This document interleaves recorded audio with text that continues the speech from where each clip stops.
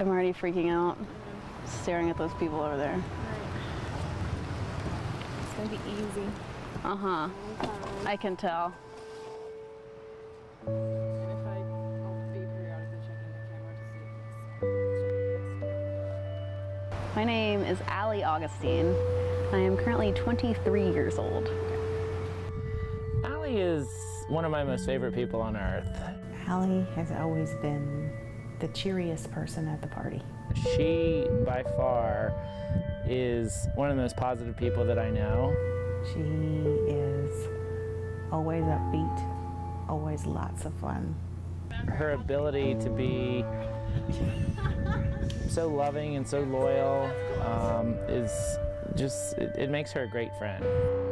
I've been riding since I was 8 years old, so for about 16 years. She was 8.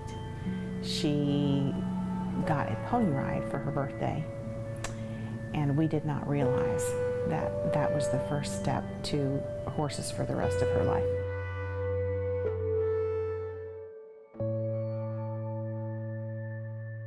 So Allie is our jack of all trades. She can really do anything. She can bring in all the horses, feed them all, muck their stalls, take a trailer to beach ride, then come and school a horse for me, even give a lesson if she had to, and get in the car and drive to a horse show and be my behind-the-scenes right-hand person.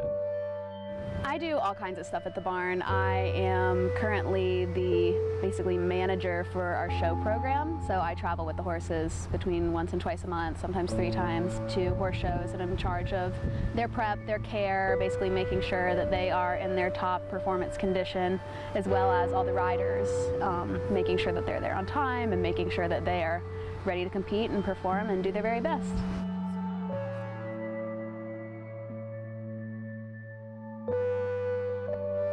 I took Riley around once in November. I remember, like, I was in real life. Yeah, that lesson. Before that, it's been like here. On October 16th, Allie was home, and I actually had left early that day. And Allie was going to ride a couple horses and then take London out. And I got the most disturbing, frightening, horrific call I think I've ever gotten in my entire life. Someone had called me and said that Allie had been kicked in the face. My phone had been acting up all day, and for the first time that day it rang. And Gigi told me that she had been in an accident and she was going to be taken to the hospital. And I asked how bad the accident was, and all she said was she's conscious.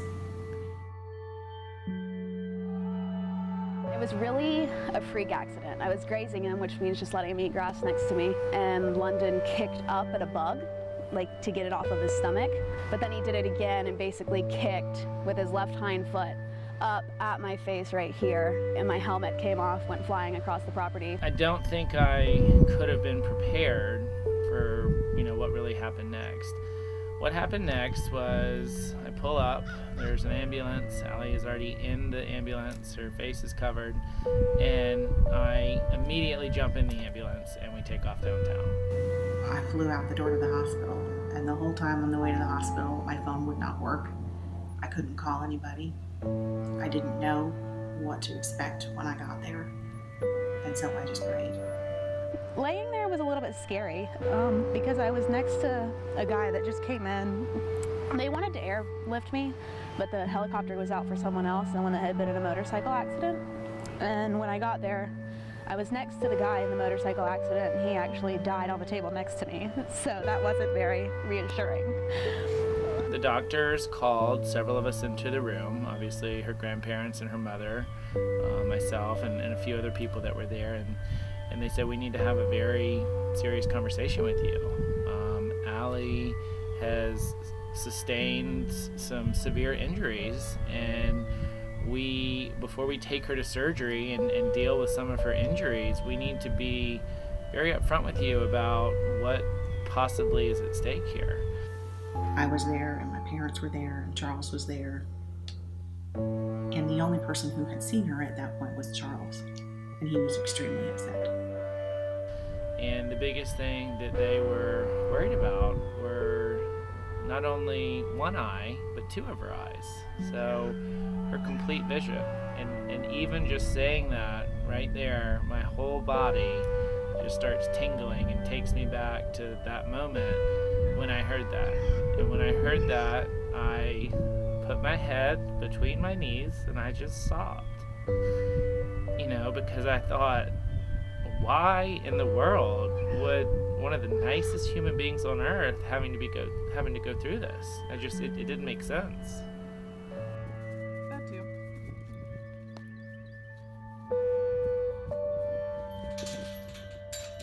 I just said, Allie, we're here, and it's going to be okay. You're in the best place. I was telling myself it's going to be okay. You know, it was a lot to process going through everything. The doctor that rebuilt her face kindly looked at my pictures of Allie that I tried to show him right before she went into surgery, and only later did I realize that he didn't need the pictures, that rebuilding her, he told me, was like a puzzle. The first thing I couldn't believe was that she was talking to us. She acted like really nothing was going on. You know, I think her mother was a little more distraught because, you know, I don't think Allie could see what had happened or really realize what happened. I think the big thing for me was just, I was just sort of amazed that she was, one, conscious, you know, enough to have a conversation, and didn't seem to be in any kind of pain or distress at all.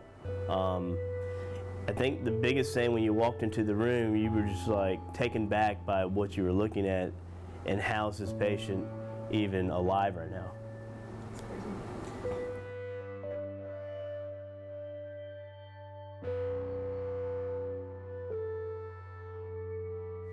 The time in the ICU is just a blur. It's just full of wonderful people, both our family and friends and the people that took care of her. I remember a good bit from the hospital, but not everything. I basically describe it like I wasn't in a coma, but I guess your brain blocks out a lot of traumatic stuff that you don't remember. I do remember a couple things standing there. I couldn't speak because I was trached, so I couldn't talk, and I couldn't open my eyes and I couldn't see. So I didn't really know where I was, but I heard beeping and stuff and assumed it was in a hospital, and I could hold people's hands, and I was barely strong enough, but just strong enough to be able to squeeze people's hands when they were talking to me so that they knew that I could hear them and they should keep doing that. I didn't leave for I don't know how many days, and everybody kept trying to get me to leave, but they didn't seem to understand that when she woke up from surgery, she had a tracheotomy. She couldn't talk to anybody. She couldn't see anything. She couldn't write anything because she couldn't see anything. They wanted her to press a button for pain. It was attached to the side of her bed with a pump for pain medicine, but she couldn't find the button. And I was not leaving until I knew that she could at least call for help. I have never had anxiety ever in my life until I was there. And that was the first time that I really truly understood what it was like for someone to be anxious and really have an anxiety attack. The doctors were, for the most part, they were not very hopeful with my diagnosis. They were basically constantly saying things like, oh, she'll never be able to see again, she's never gonna ride again, she's not gonna be able to drive a car. So that was very discouraging, especially for me not to be able to say, yeah, I will, or hey, you suck, leave me alone, you know? Just kind of stuff like that. And lots of people that came to visit that I wish I could say, thank you so much, I'm so glad you're here, but I couldn't, which was tough. All the people that came and that wrote her and that prayed for her all around the entire country, and that wore bracelets that said Alliestrong. It's the people, and I think she realizes that.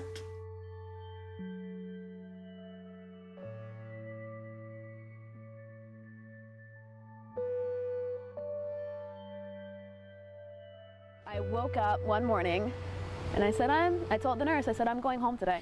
I remember coming in the next morning from the day that I did go home, and her saying to the doctors, I'm going to go home today. And the doctors would sort of look at her and say, oh, you think so, huh? And she said, yep, I am. I think she did really well. I've never really met a patient that resilient. She shocked everybody by the amount of time that it took for her to get out. Now Allie has no vision in her left eye, and her right eye is miraculous. I have lots of, I think 7 plates in my face and over 100 screws, and a new nose, so that was exciting. It's not totally different, but when I drink out of cans now, the tip of my nose touches the can, whereas it didn't before. There were so many people that wanted to see her and talk to her, and I was being somewhat protective. I didn't want people bothering her and all that, but we had a milkshake party out here, and I didn't really know what to expect. But Allie got out of the car, she walked over, and I gave her a hug, and I said, "Allie, everybody's here to see you." And it was like not one single thing had happened to her.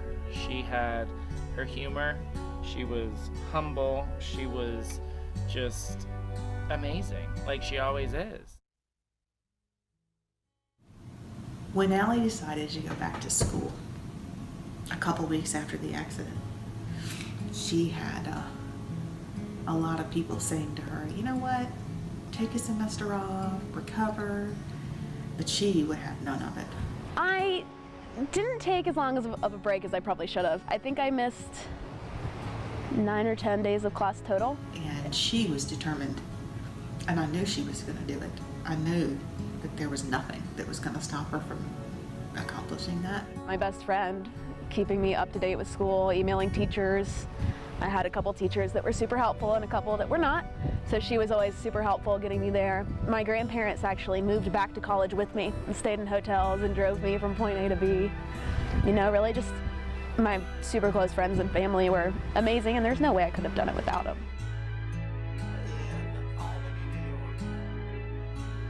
This is Allie Augustine aboard Falcon 2.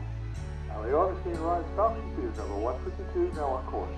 I was floored when she came to one of her first post-op visits. The first thing she said to me was, "Is it all right if I start riding?" I was like, "Whoa, pump the brakes a little bit." But I think she started riding within 2 months of her accident. It's different because I never fell off.